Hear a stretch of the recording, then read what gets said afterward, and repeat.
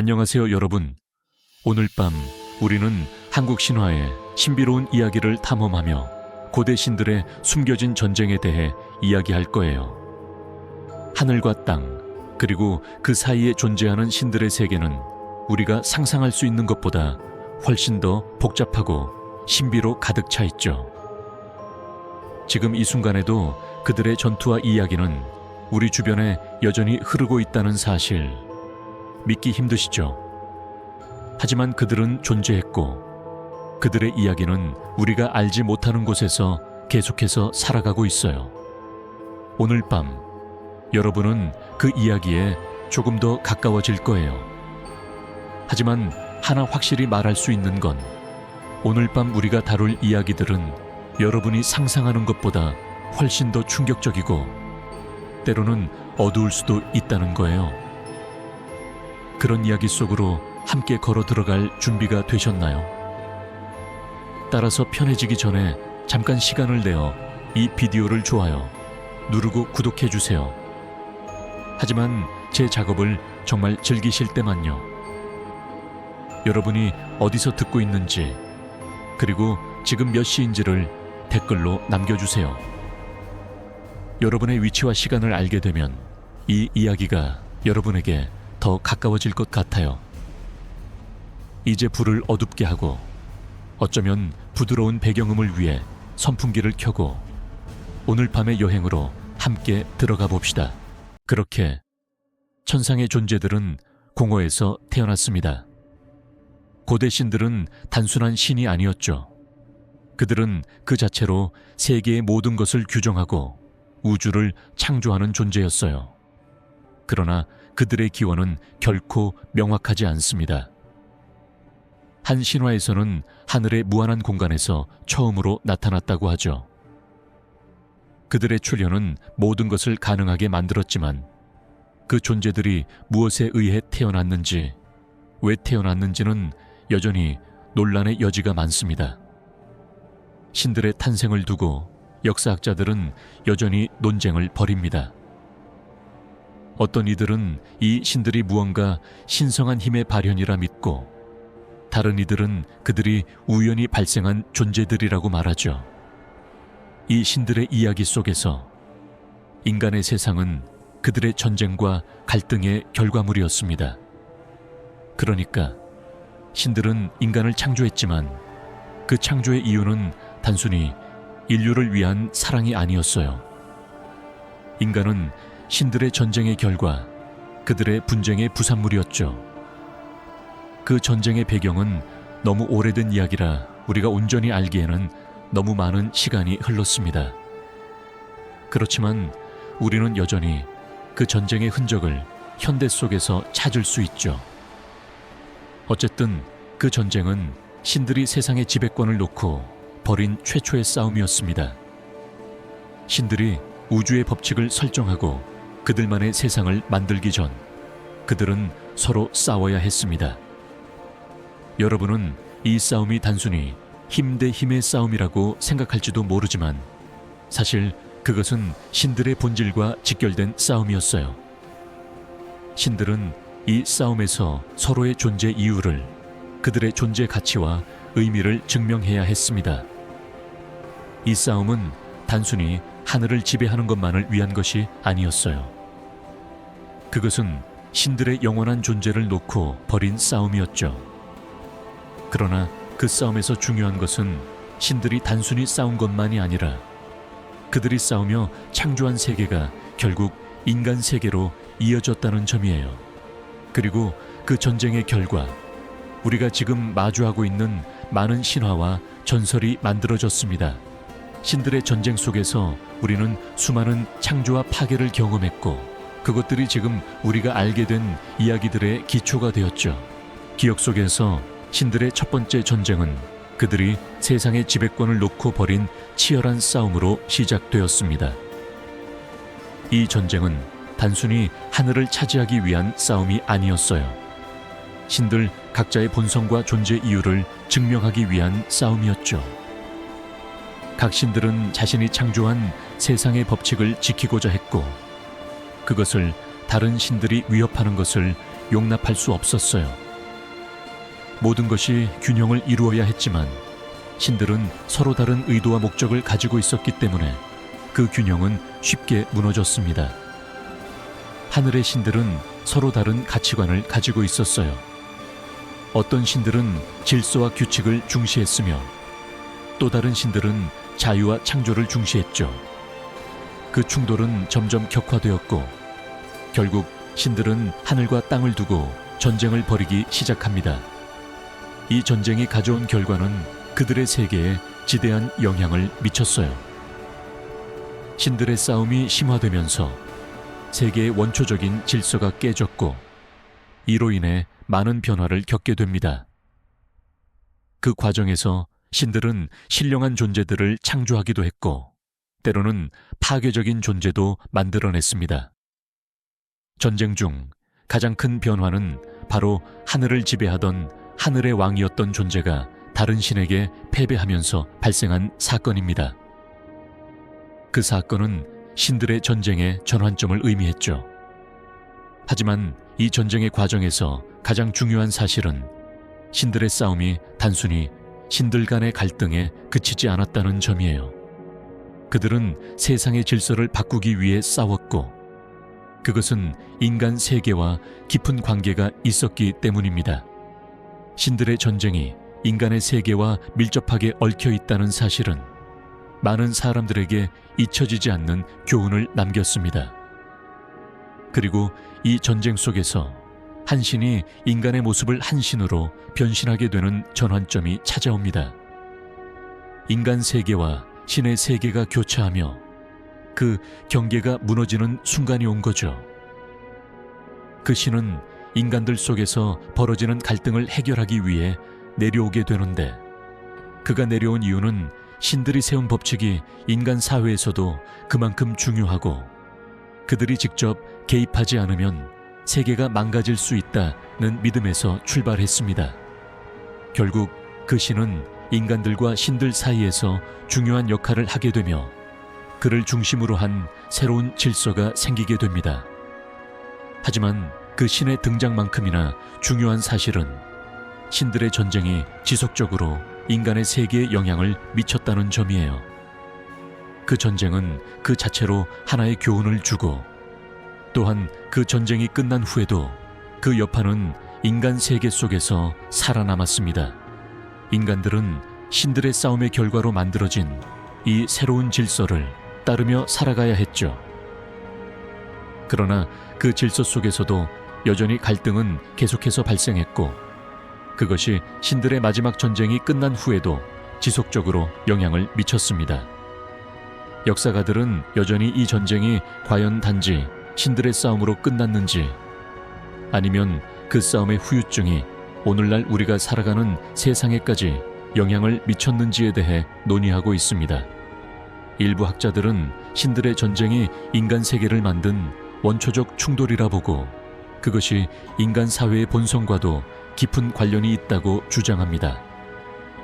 반면 또 다른 이들은 그 전쟁이 단순히 신들의 권력 투쟁에 불과했다며 오늘날 우리의 삶에 영향을 미쳤다는 주장을 반박하기도 하죠.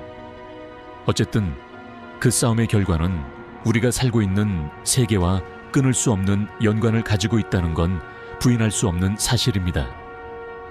그럼에도 불구하고 신들의 전쟁은 우리에게 중요한 교훈을 남겼어요. 그것은 바로 질서와 혼돈, 그리고 그 사이에서 발생하는 갈등을 어떻게 해결해야 하는지에 대한 고민이었죠.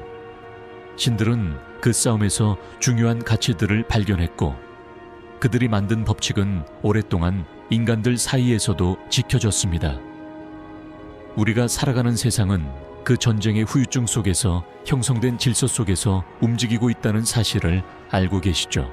그리고 그 싸움 속에서 태어난 두 강력한 존재가 있었어요. 해의 여신과 달의 여신. 이 두 신은 각자의 권력과 영향력을 지니고 있었지만 그들의 관계는 복잡하고 결국 서로를 위협하는 존재가 되었습니다. 해와 달, 이 두 신은 그 자체로 모든 것을 상징했죠. 해는 빛과 생명, 달은 어둠과 신비의 상징이었습니다. 그들은 세상에서 가장 중요한 두 원소였고 그들의 힘은 하늘과 땅을 지배하는 것이었어요. 하지만 그들의 관계는 평화롭지 않았습니다. 처음에는 서로 협력하며 함께 세상의 질서를 지켜갔지만 점차 그들 간의 권력 다툼이 벌어지기 시작했습니다. 각자 자리를 지키려는 의지와 자신이 더 위에 있다는 믿음이 서로 충돌하면서 갈등이 일어난 거죠. 해의 여신은 태양의 힘으로 세상을 비추며 모든 생명의 근원으로 군림하고자 했고 달의 여신은 자신만의 신비로운 세상을 지키고 싶어 했습니다. 이 두 존재의 충돌은 결국 전투로 이어졌고 그 싸움은 신들 간의 전쟁에서 중요한 전환점을 맞이하게 되죠. 여기서 중요한 사실은 해와 달의 싸움이 단순히 두 신의 갈등에 그치지 않았다는 점입니다. 이 싸움은 하늘과 지구, 심지어 인간 세계까지도 영향을 미쳤습니다. 해와 달의 전쟁은 날과 밤의 순환을 형성하게 되었고 그로 인해 인간들은 시간을 구분할 수 있게 되었습니다. 해의 여신이 승리할 때 세상은 밝고 열정적이며 힘찬 에너지가 가득 차게 되죠. 반대로 달의 여신이 우위를 점할 때 세상은 어둡고 고요한 미지의 세계로 변합니다. 그 싸움은 단순한 신들의 다툼을 넘어서 인간들이 경험하는 모든 시간과 공간의 흐름을 결정짓는 중요한 사건이었어요. 그러나 그 전쟁이 끝나고 나서도 해와 달의 관계는 끝난 것이 아니었습니다. 그들의 싸움은 끝이 난 듯 보였지만 여전히 그들의 전쟁은 매일같이 계속되고 있는 셈이었죠. 낮과 밤은 계속해서 번갈아 나타나며 그들은 결국 서로를 받아들이게 되었습니다. 해와 달은 이제 서로를 필요로 하며 각각의 영역에서 그들의 역할을 완수합니다. 하지만 그 싸움의 잔재는 여전히 신화 속에서 살아 숨쉬고 있죠. 사실 이 두 신의 싸움에 대해 학자들 사이에서는 아직도 논란이 많습니다. 일부는 그 싸움을 단순한 신들의 권력 다툼으로 보고 두 신의 갈등이 결국 그들이 지닌 상징적 의미와 연관이 있다는 주장을 합니다. 반면 다른 이들은 그 싸움이 인간과 자연, 심지어 시간의 흐름을 어떻게 다루는지에 대한 은유적 표현이라고 보기도 하죠. 그 전쟁을 두고 해와 달이 상징하는 바가 무엇인지, 그리고 그들의 갈등이 어떻게 세상의 질서를 규명했는지에 대한 논의는 여전히 계속되고 있습니다. 이렇듯 해와 달의 전쟁은 단순히 신들의 싸움이 아니라 세상의 기본적인 질서와 그 균형을 이루는 힘이었습니다. 이 싸움은 인간들에게 삶과 죽음, 빛과 어둠, 그리고 우리가 살아가는 이 세계의 순환에 대한 중요한 교훈을 남기게 되었죠. 결국 이 두 신은 서로의 존재를 인정하고 각자의 역할을 다하게 되면서 모든 것이 다시 균형을 이루게 됩니다. 그들의 전쟁은 끝났지만 그들이 남긴 흔적은 여전히 우리 삶 속에 존재하고 있죠. 그리고 그 전쟁이 계속되던 중 하늘의 다른 신들도 그 싸움에 깊게 연루되기 시작했습니다. 그 중에서도 용왕의 이야기는 특히 흥미롭습니다. 용왕은 한때 하늘의 신들 속에서도 가장 강력한 존재로 알려졌어요. 그는 천상의 바다를 지배하고 하늘의 물을 다스리며 그 자신이 신들의 중재자로서 중요한 역할을 했죠. 하지만 그의 삶은 어느 순간 크게 변하게 됩니다. 이 전환점은 바로 용왕이 배신당하면서부터 시작되죠. 배신을 당한 이유는 간단했어요. 다른 신들이 그를 넘어서려고 했고 그의 영역을 빼앗으려 했기 때문입니다. 용왕은 처음에는 이 배신을 받아들이지 못하고 그에 대한 복수를 결심하게 됩니다. 그러나 복수는 단순한 감정이 아닌 자신이 그토록 지키려 했던 하늘의 질서에 대한 복수였죠. 용왕은 복수심에 불타면서 천상의 질서를 흔드는 거대한 전투를 준비하기 시작합니다. 그 전투는 하늘의 지배권을 두고 벌어지는 또 하나의 대규모 전쟁이었고, 이 전쟁에서 용왕의 힘은 그 누구도 막을 수 없을 정도로 강력했습니다. 그는 거대한 용으로 변해 천상의 바다를 넘나들며 싸웠고, 하늘의 모든 신들은 그의 공격에 고립되어 갔습니다. 그 전투는 신들 간의 권력 투쟁이 어느 정도까지 무너지며 그들이 가지고 있던 질서와 구조마저 뒤흔들리는 사건으로 기록되었습니다. 하지만 그 복수의 여파는 너무나도 컸습니다. 결국 용왕의 복수는 신들에게도 큰 대가를 치르게 만들었죠. 하늘은 균형을 잃고 신들은 각자의 위치를 다시 찾기 위해 분주하게 움직여야 했습니다.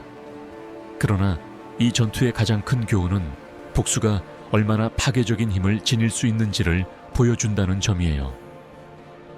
용왕은 한때 신들 사이에서 존경받던 존재였지만 복수를 위해 세운 전쟁에서 모든 것을 잃게 되었죠. 그는 결국 자신이 지키려 했던 질서마저 파괴하고 말았습니다. 그리고 그 전투 이후 신들은 용왕에게 다시 한번 중요한 교훈을 받습니다. 복수심은 강력한 원동력이 될 수 있지만 그것은 결국 자신도 파괴하게 만든다는 사실을 깨닫게 된 거죠. 용왕은 결국 스스로 자신의 힘을 조절하며 다시 하늘의 바다에서 지배권을 회복하게 됩니다. 하지만 그가 남긴 상처는 여전히 하늘에 남아 있었고, 그 상처는 앞으로도 계속해서 영향을 미쳤습니다. 이 전쟁은 신들 간의 갈등이 단순히 권력 싸움에 그치지 않는다는 중요한 교훈을 남겼습니다. 복수와 갈등이 끝없는 파괴를 초래할 수 있다는 사실은 신들뿐만 아니라 인간 세계에도 큰 영향을 미쳤죠. 그럼에도 불구하고 역사적으로 볼 때 신들의 갈등은 결국 새로운 질서로 이어지며 그들의 싸움은 끝없는 순환의 일부로 여겨졌습니다. 용왕의 전투는 바로 그 순환의 일부였고, 그 후에도 신들은 계속해서 자신들의 권력을 유지하기 위해 싸움을 이어갔습니다. 역사학자들은 여전히 이 전투의 의미에 대해 논의하고 있습니다. 일부는 용왕의 복수가 결국 신들의 질서가 무너지는 결과를 낳았다고 보고, 그 복수가 신들의 운명에 중대한 영향을 미쳤다고 주장합니다. 반면 다른 이들은 이 싸움이 신들의 힘을 확인하고 결국 그들이 얼마나 강력한 존재인지 보여주는 장면이었다고 해석하기도 하죠. 이 전투가 신들에게 어떤 의미를 지녔든 그 여파는 인간의 세계와도 깊은 연관을 맺고 있으며 우리는 여전히 그 교훈을 배우고 있습니다. 이제 신들의 싸움이 인간 세계와 밀접하게 얽히게 된 시점으로 넘어가겠습니다. 그들은 하늘에서 서로 싸웠지만 결국 그 전쟁의 결과는 인간 세계에까지 영향을 미쳤습니다. 신들이 인간을 창조한 이유는 단순히 그들의 권력을 지키기 위함이었을까요? 아니면 그들에게는 인간이라는 존재를 통해 그들의 신성을 시험해 볼 기회를 얻으려는 의도가 있었던 걸까요? 신들이 인간을 창조한 이야기는 여러 신화 속에서 등장하지만 그중 하나는 인간의 불완전함에 대한 신들의 실망을 보여줍니다. 인간은 신들에게서 창조되었지만 그들은 신들처럼 완벽하지 않았어요. 그들의 불완전함은 신들에게 큰 고민을 안겼습니다. 인간들은 신의 법칙을 따르지 않았고 그들의 행동은 종종 신들의 뜻과 어긋났죠. 하지만 그럼에도 불구하고 신들은 인간을 지배하는 대신 그들을 보호하고 싶어 했습니다. 신들의 입장에서 인간은 실수도 많고 불완전하지만 동시에 그들을 위해서라면 많은 희생을 할 수 있는 존재였죠. 그럼에도 불구하고 신들은 인간이 자꾸만 한계를 넘어서려고 하는 모습을 보며 그들을 시험에 들게 합니다. 예를 들어 인간에게 신성한 능력을 주거나 신들의 지혜를 가르치기도 했죠. 그러나 인간은 이 힘을 남용하기 시작했고 그들의 자만은 결국 신들의 분노를 샀습니다. 이때 신들은 인간에게 중요한 교훈을 주기 위해 고통을 내리기 시작합니다. 고대 신화 속에서 신들의 분노가 어떻게 인간 세계를 흔들었는지 그들은 더 이상 신의 뜻을 따르지 않았고 그로 인해 큰 대가를 치르게 되죠. 그러나 이 과정에서 흥미로운 사실은 신들이 인간에게 시련을 내리는 동시에 그들은 자신들의 내면을 점검하고 성장하는 기회를 가지게 됩니다. 인간과 신의 관계는 끊임없이 상호작용하며 그들 사이에서 계속해서 변화가 일어났죠. 사실 신들의 창조는 단순히 인간을 만들기 위한 목적이 아니었어요. 그것은 신들의 신성함을 실험하고 인간을 통해 자신들의 본질을 이해하려는 시도였죠. 여기서 중요한 논쟁이 하나 있습니다. 역사가들은 여전히 신들이 왜 인간을 창조했는지, 그리고 그들에게 주어진 능력과 시험이 무엇을 의미했는지에 대해 논의하고 있습니다. 어떤 학자들은 인간을 창조함으로써 신들이 더 큰 권력을 얻으려 했다고 주장하는 반면, 다른 이들은 신들이 인간을 통해 스스로를 깨닫고자 했다는 주장을 펼칩니다. 그럼에도 불구하고 신들이 인간에게 주었던 시련과 교훈은 분명히 그들의 관계에서 중요한 변화를 일으켰으며 인간들은 그로 인해 많은 것을 배우게 되었죠. 인간의 창조와 그 후의 시련을 통해 신들은 자신들의 능력과 한계를 다시 한번 시험하게 되었고 인간들은 그 시련을 통해 자신들의 존재 이유와 목적을 이해하려고 했습니다. 신들과 인간의 관계는 그 자체로 하나의 교훈을 남겼죠. 결국 신들의 전쟁이 끝난 후에도 인간은 계속해서 신들의 교훈을 따라야 했고 그들은 그 싸움에서 발생한 교훈을 삶의 중심에 두고 살아갔습니다. 그렇다면 신들의 전쟁 속에서 가장 중요한 갈등 중 하나는 바로 배신이었습니다. 신들은 서로 간의 신뢰를 쌓고 세상을 다스리기 위해 존재했지만 결국 가장 가까운 존재들이 그들을 배신하기 시작했죠. 그 중심에는 하늘의 지배자 환인이 있었습니다. 환인은 고대 하늘의 왕으로 신들의 세계를 지배하고 질서를 세우는 역할을 했어요. 그러나 환인은 그의 가장 가까운 동료이자 친구였던 한신에게 배신을 당하게 되죠. 이 배신이 바로 신들의 세계를 근본적으로 흔들어 놓은 사건으로 기록됩니다. 환인은 그에게 깊은 신뢰를 보내며 함께 세상을 다스렸고 서로의 뜻을 이루기 위해 협력했었죠. 그러나 어느 날 환인의 가까운 동료가 그의 지배를 무너뜨리고 권력을 차지하려는 계획을 세웁니다. 그 신은 환인의 약점을 파고들며 그를 궁지에 몰아넣기 시작했죠. 결국 그 배신은 환인에게 커다란 충격을 주었고 그는 하늘에서의 지배권을 잃게 됩니다. 이 사건은 신들 사이에서 절대적인 신뢰와 충성의 의미가 얼마나 중요한지를 일깨워주는 교훈을 남겼죠. 환인의 배신이 일어난 후 하늘의 질서는 큰 혼란에 빠지게 되며 신들의 세계는 점차 불안정해지기 시작합니다. 배신자의 계획은 점차적으로 하늘의 모든 법칙을 위협하게 되며 신들 사이에서 신뢰를 회복하기 위한 고군분투가 이어지죠. 환인은 결국 자신의 왕국을 잃었고 그 배신자는 자만과 탐욕에 빠지며 결국 자기를 파멸로 이끌게 됩니다. 이 사건은 신들에게 큰 교훈을 남기게 되었죠. 신들이 단지 힘과 권력으로만 다스리는 것이 아니라 그들 간의 신뢰와 충성이 중요하다는 사실을 절실히 깨닫게 된 거죠.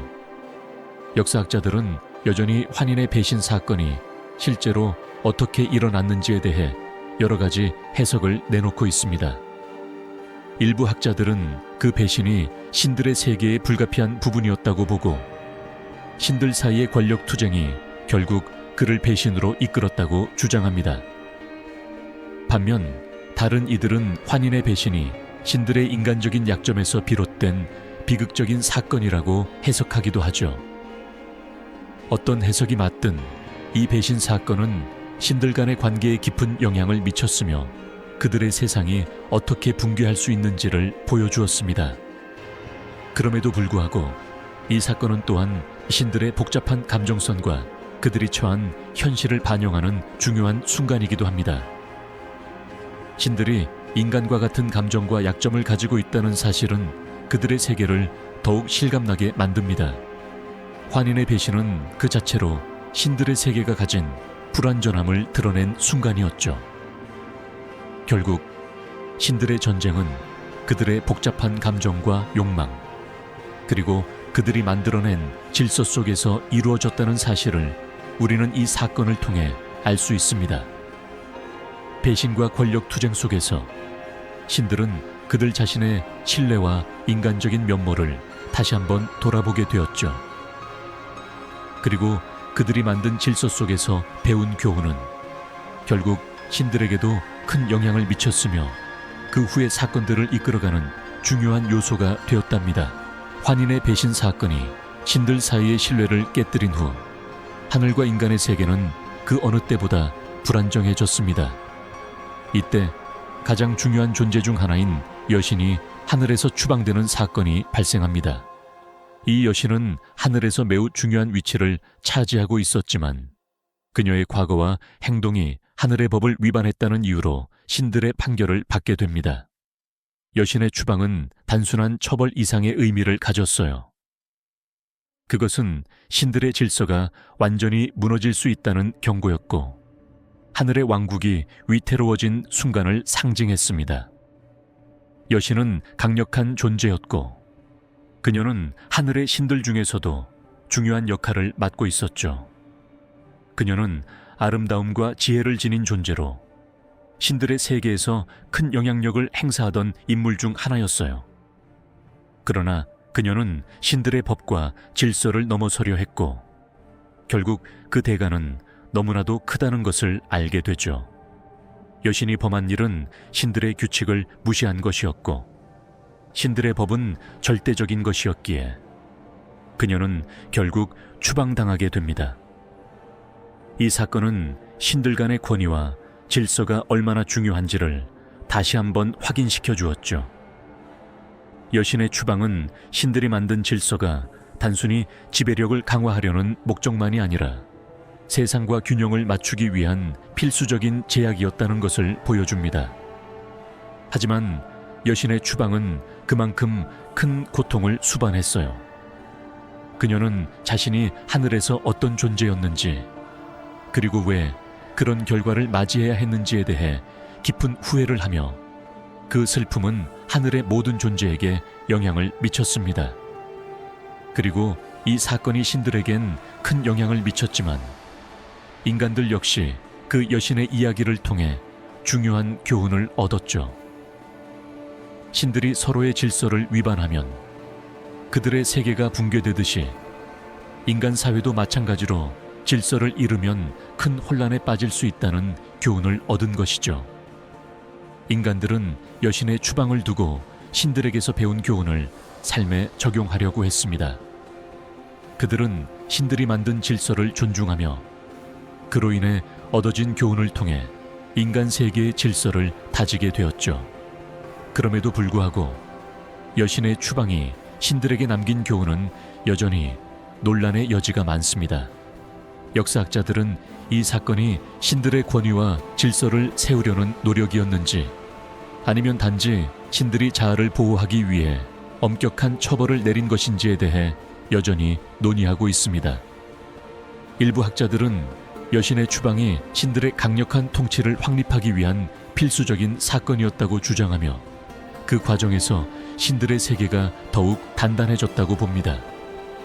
반면 다른 이들은 이 사건을 단순한 권력 유지의 수단으로 보고 신들이 인간의 감정과 약점을 이해하지 못하는 결과였다고 해석하기도 하죠. 하지만 한 가지 분명한 사실은 여신의 추방이 신들의 세계에서 근본적인 전환점을 맞이하게 했다는 점입니다. 결국 여신의 추방은 신들에게도 깊은 반성을 가져왔고, 그것은 신들의 세계를 지탱하는 질서가 어떻게 만들어지고 유지되어야 하는지에 대한 중요한 교훈을 남겼습니다. 신들이 만든 세계가 어떤 법칙으로 돌아가는지, 그 법칙이 왜 중요한지를 깊이 깨닫게 된 거죠. 그럼에도 불구하고 그 여신은 계속해서 신화 속에서 중요한 존재로 남아있으며, 그녀의 이야기는 신들의 복잡한 감정과 인간 세계에 대한 신들의 통찰을 더 깊이 이해하게 해줍니다. 단군의 이야기는 한국 신화 속에서 가장 중요한 영웅적인 이야기 중 하나로 신들의 세계와 인간 세계를 이어주는 중요한 전환점을 맞이하게 됩니다. 단군은 신들의 후손이자 하늘의 뜻을 이어받은 인간 왕국의 창조자로 알려져 있죠. 그의 탄생과 부상은 신화 속에서 신들과 인간이 어떻게 서로 연결되고 그 사이의 경계가 어떻게 흐려졌는지를 잘 보여줍니다. 단군의 이야기는 신들이 인간에게 그들의 피를 전해주고, 그 피가 인간 세계에서 어떻게 강력한 리더를 탄생시키는지를 설명합니다. 단군은 그저 한 인간에 그치지 않았습니다. 그는 신들의 피를 이어받아 하늘의 뜻을 실현하는 중요한 역할을 맡았고, 그의 출생 자체가 신들의 계획과 밀접하게 연결되어 있었습니다. 신들이 만든 세상이 인간 세계로 확장되는 과정에서 단군은 그 중심에 서게 되죠. 그러나 단군의 탄생이 신들의 뜻과 일치했던 것만은 아니었어요. 사실 단군은 신들이 세운 질서와는 다른 방향으로 자신의 왕국을 세우려고 했습니다. 신들은 처음에 단군의 출현을 두고 불안해했지만 그는 결국 자신의 자리를 차지하게 되었고, 하늘의 뜻을 이어받은 지도자로서 인간 세계의 중요한 지배자로 자리 잡습니다. 그의 부상은 신들의 권력 구조 속에서 새로운 변화를 일으키며 그들이 세운 질서가 어떻게 인간의 힘에 의해 변화할 수 있는지를 보여줍니다. 단군의 이야기는 그가 신들의 뜻을 따르면서도 동시에 인간으로서의 자유와 독립을 지키려 했다는 점에서 의미가 깊습니다. 그는 신들에게 의해 창조된 존재이지만 그가 지배하는 세계는 단순한 신들의 지배가 아니라 신과 인간이 하나가 되는 세상이었죠. 단군은 인간 세계에서 신의 뜻을 실현하고 인간들이 그 뜻을 따르도록 이끌었습니다. 그의 이야기는 신들이 만든 세계에서 인간이 차지할 수 있는 자리를 찾는 과정이었고, 그것은 결국 신들의 질서와 인간의 자유가 어떻게 결합할 수 있는지를 탐구한 이야기였습니다. 이러한 과정에서 단군은 신들의 왕국과 인간 세계를 연결하는 중요한 다리 역할을 했습니다. 신들은 그의 출현을 통해 인간들이 자신들의 세상 속에서 어떻게 살아야 하는지, 그리고 인간 세계에서 신의 뜻을 어떻게 이어가야 하는지에 대해 배울 수 있었습니다. 단군의 등장으로 신들의 세계는 더 이상 하늘 위에만 존재하는 것이 아니라 인간 세계 속에서도 실현될 수 있다는 가능성을 열었죠. 그럼에도 불구하고 단군의 이야기는 단순히 인간 세계에서의 권력 투쟁에 그치지 않았습니다. 그는 신들과 인간, 그리고 그들 간의 관계를 넘어서서 세상의 법칙을 이해하고 그것을 바탕으로 새로운 질서를 세운 지도자로서 인간과 신이 공존할 수 있는 방법을 찾으려 했습니다. 이는 신들이 만든 질서와 인간의 자유가 어떻게 조화를 이룰 수 있는지를 묻는 중요한 질문을 던졌고, 단군은 그 답을 찾으려는 존재로 남게 되었죠. 역사학자들 사이에서는 단군의 이야기가 역사적 사실에 얼마나 가까운지에 대한 논쟁이 여전히 존재합니다.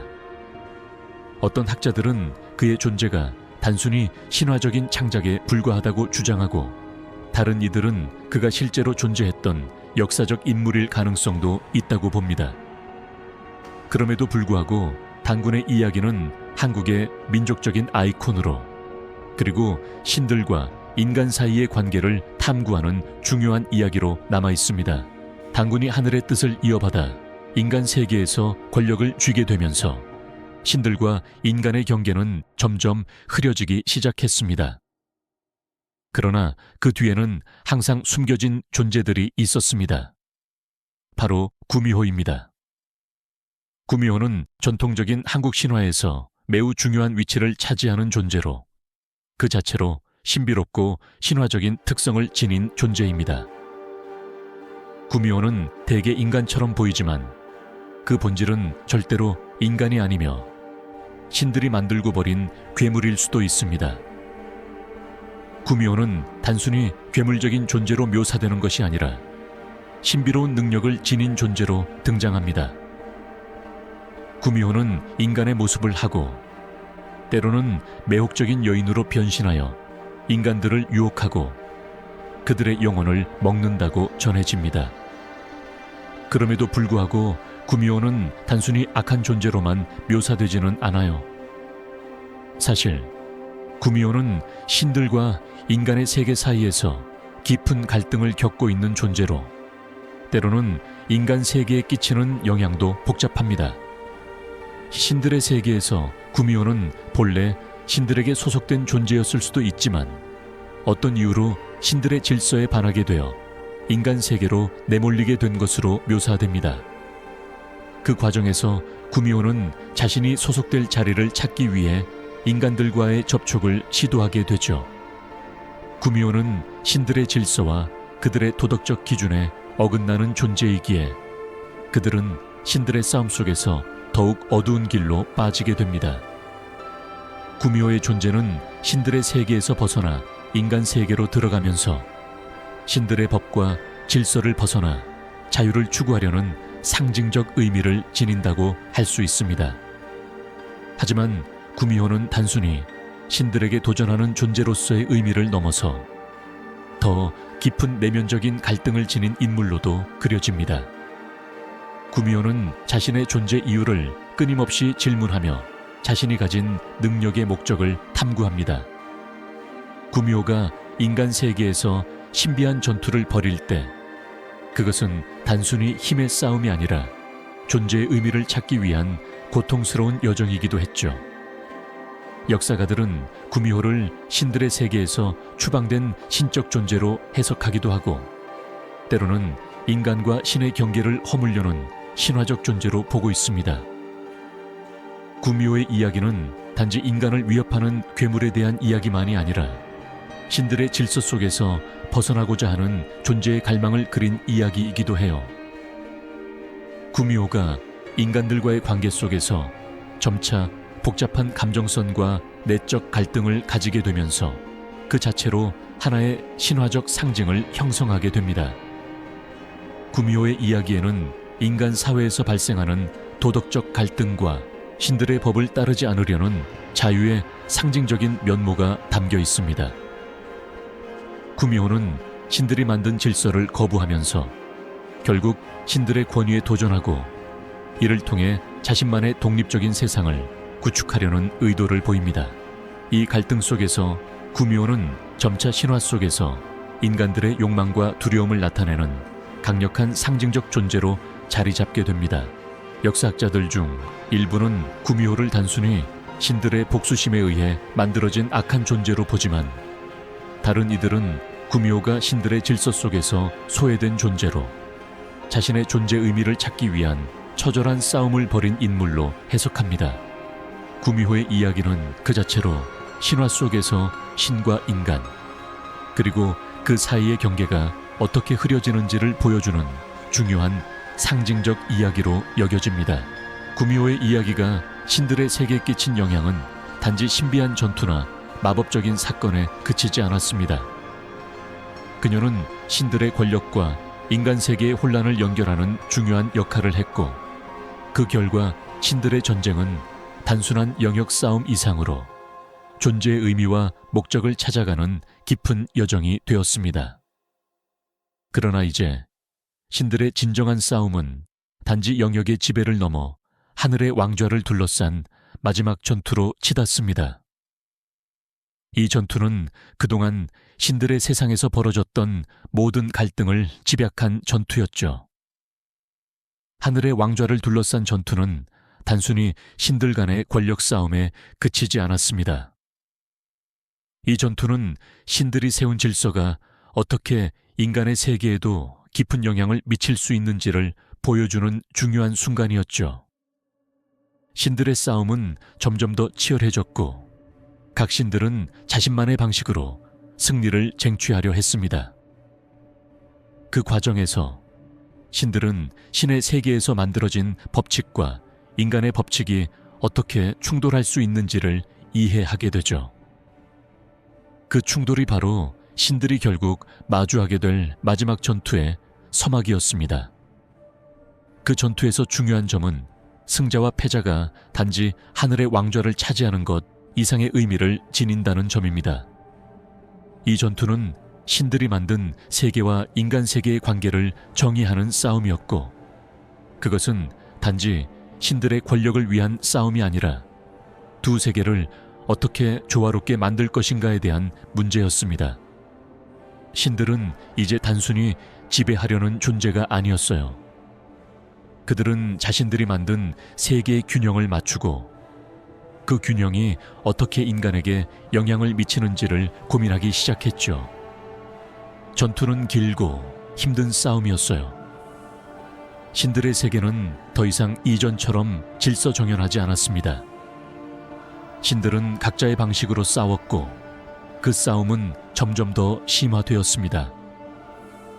그들은 자신들이 생각하는 정의와 질서가 무엇인지에 대해 서로 충돌하며 그 충돌 속에서 하나의 중요한 교훈이 밝혀집니다.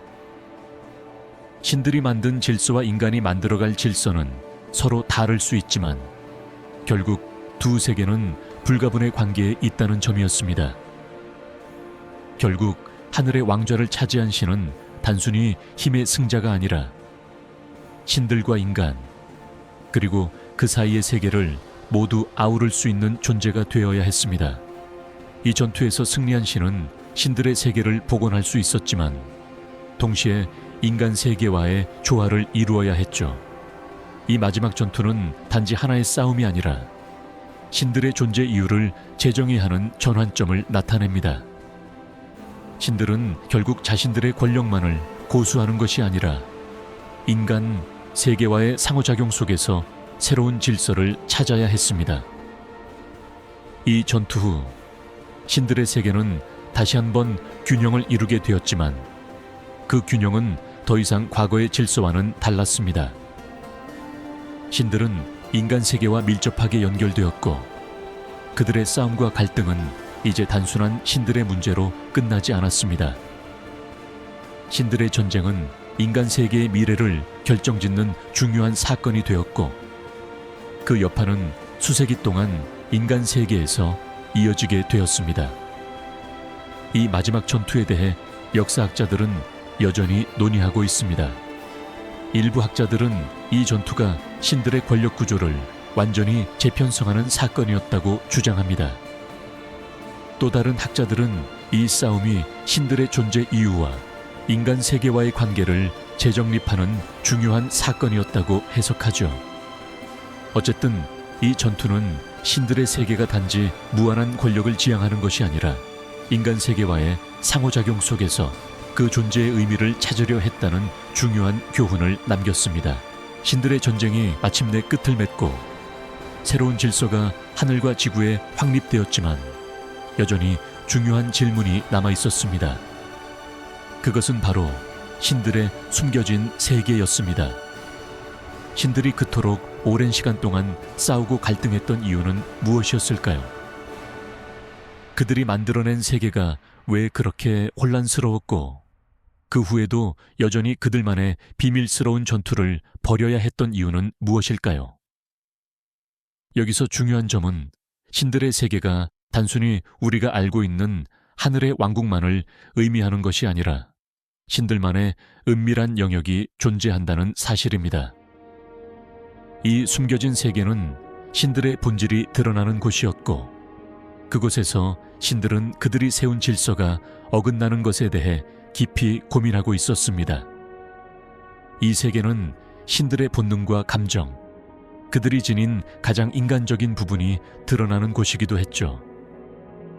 숨겨진 신들의 세계는 우리가 상상하는 것보다 훨씬 더 복잡하고, 그곳에서 벌어지는 사건들은 외부 세계의 신들 간의 싸움과는 또 다른 차원의 갈등을 담고 있습니다. 예를 들어 신들의 비밀스러운 세계에서는 그들이 지닌 가장 깊은 감정, 사랑, 증오, 고통, 그리고 갈망, 이 현실 세계로 드러날 수 없어서 그곳에서만 해결되는 갈등이 있었습니다. 신들은 외부의 질서에 갇혀 있었지만 그 내부에서 자신들의 본성과 싸우고 있었죠.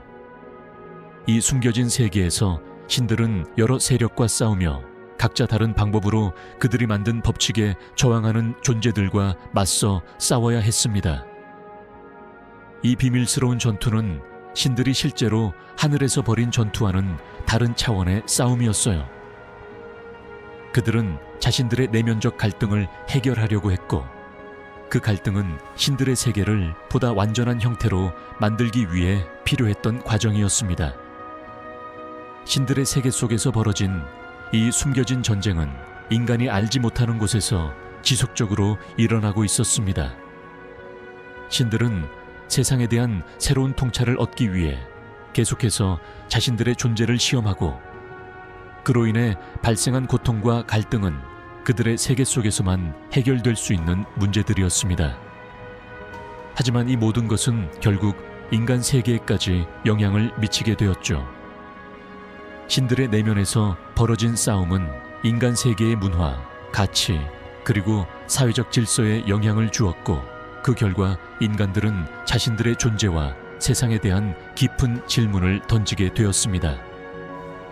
이 숨겨진 세계에 대한 이야기는 지금도 많은 역사학자들 사이에서 논의되고 있습니다. 일부 학자들은 신들의 비밀스러운 전투가 그들 사이에서 벌어진 심리적, 감정적 갈등을 반영한다고 주장합니다. 반면 다른 이들은 이 전투가 신들이 만든 질서가 아니라 신들 자신이 그들의 본성을 통제할 수 없었기 때문에 발생한 문제라고 해석합니다. 하지만 한 가지 확실한 점은 신들의 숨겨진 세계가 신들의 권력 싸움과는 또 다른 차원의 문제를 다루고 있었고, 그 갈등이 결국 인간 세계와 맞물려 있다는 사실입니다. 결국 신들의 숨겨진 세계는 그들의 권력과 질서에 대한 고민을 담고 있는 중요한 부분이었습니다. 이 세계에서 벌어진 싸움은 단지 신들의 문제가 아니라 인간 세계와 밀접하게 연관되어 있었죠. 신들의 세계 속에서 일어난 모든 일들이 결국 인간 세계의 역사와 문화를 형성하는 데 큰 영향을 미쳤고, 우리는 그로 인해 오늘날 우리가 살고 있는 세상에 대해 더 깊은 이해를 할 수 있게 되었습니다. 신들의 숨겨진 전쟁이 점차 인간 세계에까지 영향을 미친 후 새로운 위기가 다가옵니다. 이 위기는 바로 검은 달의 저주였죠.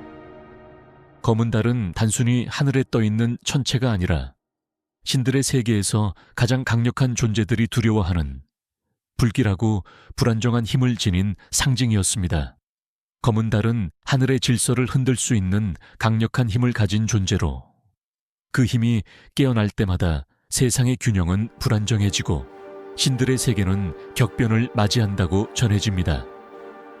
검은 달의 저주는 신들의 세계와 인간 세계를 가로지르며 그 존재가 지닌 힘이 모든 존재에게 영향을 미쳤죠. 신들은 이 저주가 풀려나면 세계가 다시 혼돈에 빠질 것이라고 믿었고, 이를 막기 위한 노력을 기울였습니다. 그럼에도 불구하고 검은 달의 저주는 쉽게 풀리지 않았고, 결국 그 위협은 신들의 권위에 큰 균열을 일으키기 시작합니다. 신들은 그 힘을 억제하려 했지만 그 과정에서 오히려 저주의 힘을 키우는 결과를 초래하게 됩니다. 검은 달은 단순히 물리적인 존재가 아니었습니다.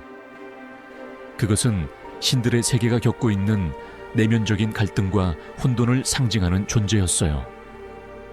신들이 만든 질서와 그들의 감정적 약점이 모두 검은 달의 힘을 키운 원인으로 작용했고, 그로 인해 신들은 점점 더 무력해졌습니다. 검은 달은 신들의 본능적인 두려움과 그들이 세운 질서가 부서지게 될 가능성을 상징하는 존재였습니다. 검은 달이 풀어낸 저주는 하늘의 법칙을 벗어나 인간 세계에까지 영향을 미쳤습니다. 인간들은 점차 그 저주를 인식하고 그것이 자신들의 삶에 어떤 영향을 미치는지 이해하게 되죠. 그 저주는 인간의 내면에서도 작용하기 시작하며 사람들 속에서 신들이 만든 질서와 자연의 법칙을 거스르는 이들이 늘어났습니다. 이로 인해 사회의 질서가 흔들리고 인간들 사이에서도 갈등과 혼란이 퍼지기 시작했죠. 하지만 이 모든 혼란 속에서 중요한 점은 검은 달의 저주가 실제로 신들만의 문제였던 것이 아니라 인간들에게도 큰 교훈을 주었다는 것입니다. 검은 달의 존재는 신들이 만든 질서가 얼마나 미세하게 균형을 이루는지, 그리고 그 균형을 잃으면 어떤 일이 벌어지는지를 깨닫게 했죠. 신들의 질서가 부서졌을 때 인간 세계에서도 그것이 동일한 영향을 미친다는 사실은 신화 속에서 중요한 교훈으로 남습니다. 역사학자들은 검은 달의 저주가 신들의 세계에서만의 문제였던 것인지, 아니면 인간 세계의 혼란과 갈등을 예고하는 신호였는지에 대해 여전히 논의하고 있습니다.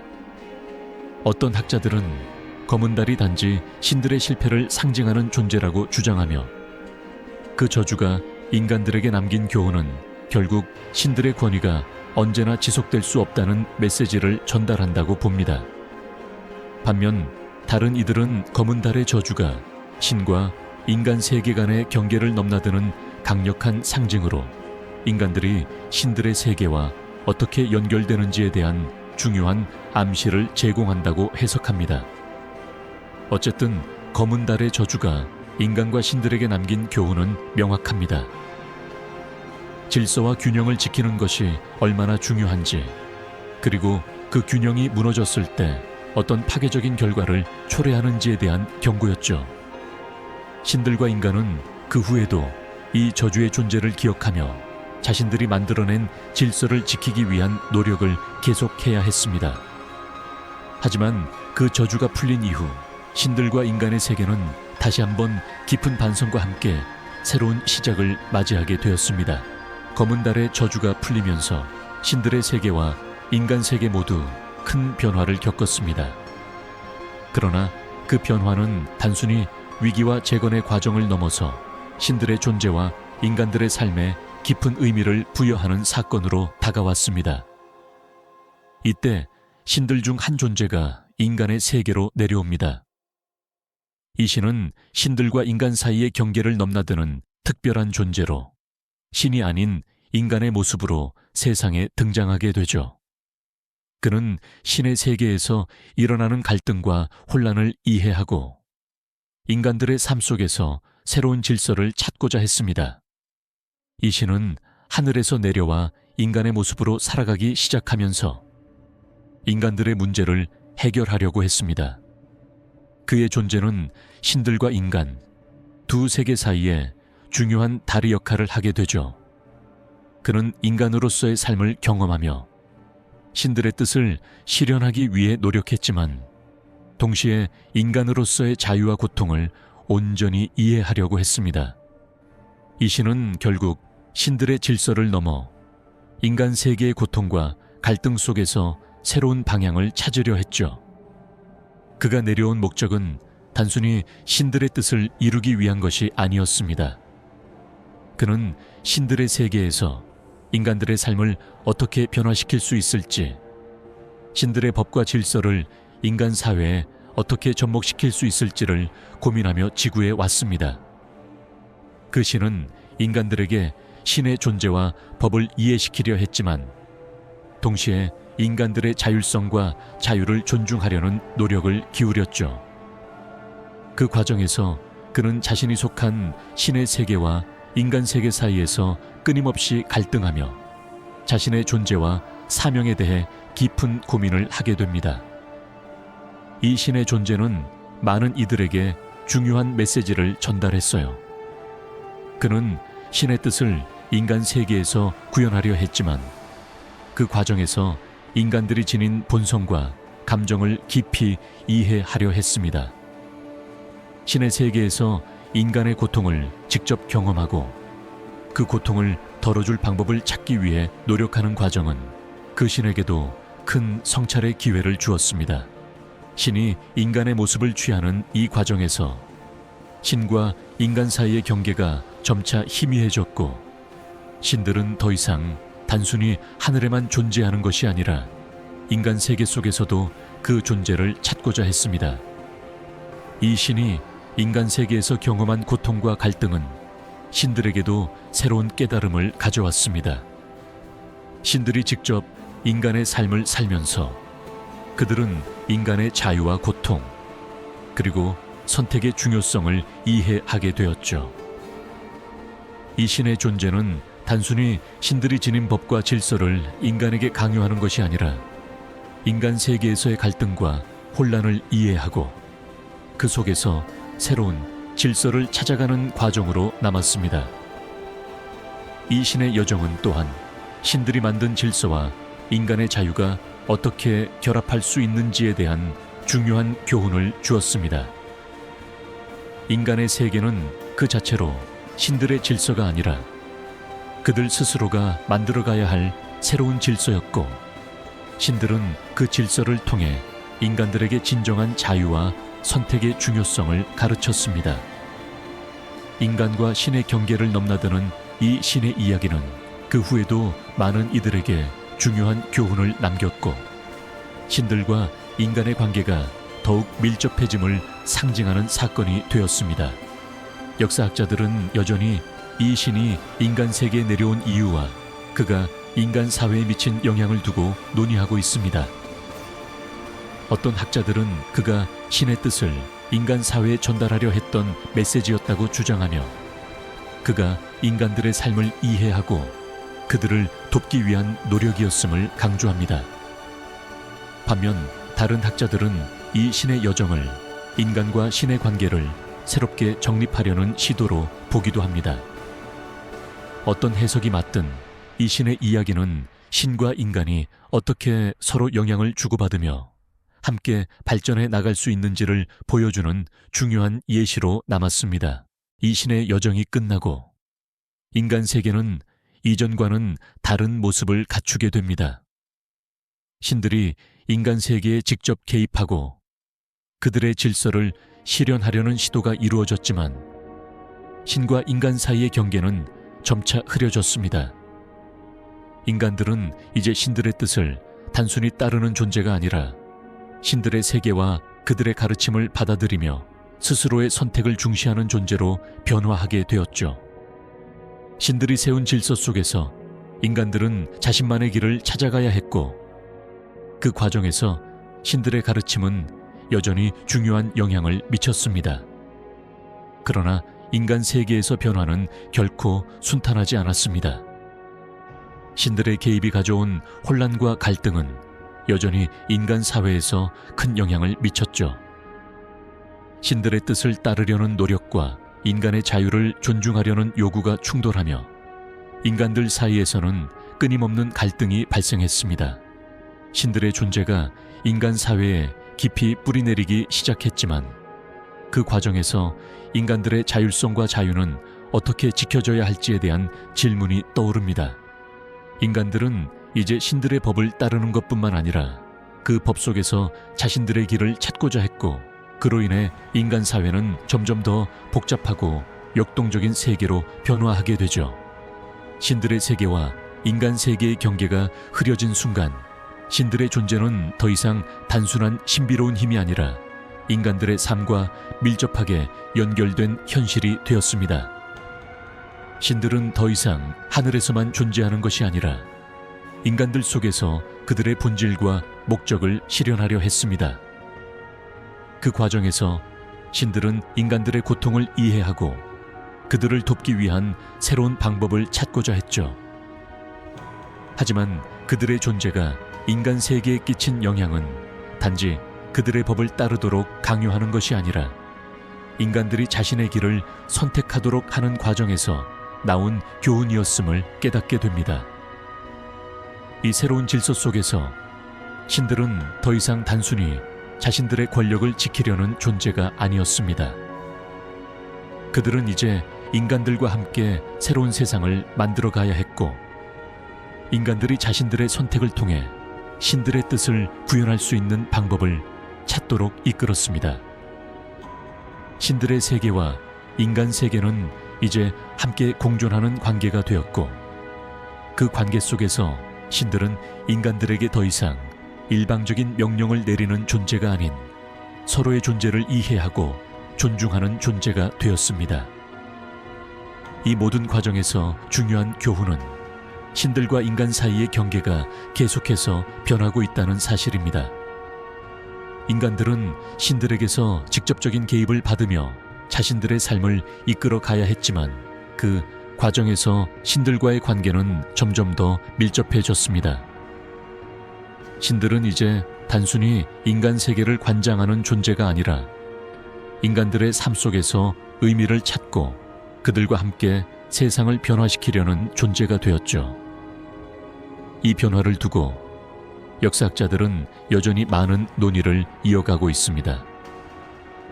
일부는 신들의 개입이 인간들에게 더 나은 삶을 안겨주었고, 그들의 존재가 인간 사회의 발전에 긍정적인 영향을 미쳤다고 주장합니다. 반면 다른 이들은 신들의 개입이 결국 인간들에게 지나치게 의존하게 만들었고 인간들의 자율성을 침해했다고 비판합니다. 그럼에도 불구하고 이 모든 논의 속에서 한 가지 분명한 사실은 신들과 인간 세계의 관계가 더 이상 단순한 질서의 문제만이 아니라 서로의 이해와 협력이 필요한 복잡한 문제로 바뀌었다는 것입니다. 신들과 인간 세계의 관계가 계속해서 변해가면서 하나의 중요한 질문이 떠오릅니다. 그것은 바로 신들의 종말에 관한 예언이었습니다. 신들의 세계와 인간 세계가 점점 더 얽히고 신들의 개입이 더 이상 절대적인 권위로만 작용하지 않게 되면서 고대의 예언이 다시 한번 그 빛을 발하게 됩니다. 그 예언은 신들의 끝과 인간 세계의 새로운 시작을 암시하는 내용이었죠. 하지만 이 예언이 정확히 무엇을 의미하는지에 대해서는 여전히 논란이 많습니다. 고대의 예언에 따르면 신들이 만든 질서가 결국 인간 세계에서 벗어나 새로운 세상이 도래할 것이라고 말합니다. 신들의 종말이란 단순히 그들이 사라지는 것을 의미하지 않았습니다. 그것은 신들이 인간 세계에 미친 영향을 종결시키고 인간들이 자신만의 길을 걸어갈 자유를 얻는 순간을 뜻했습니다. 신들이 더 이상 인간 세계에 개입하지 않고 인간들이 스스로 선택하며 살아가는 세상이 도래하는 것입니다. 이 예언은 신들의 힘이 더 이상 인간들의 운명을 좌우하지 않고 인간들이 자신의 운명을 스스로 결정할 수 있는 시대가 열린다는 희망을 담고 있었습니다. 하지만 이 예언은 그 자체로 큰 갈등을 일으켰습니다.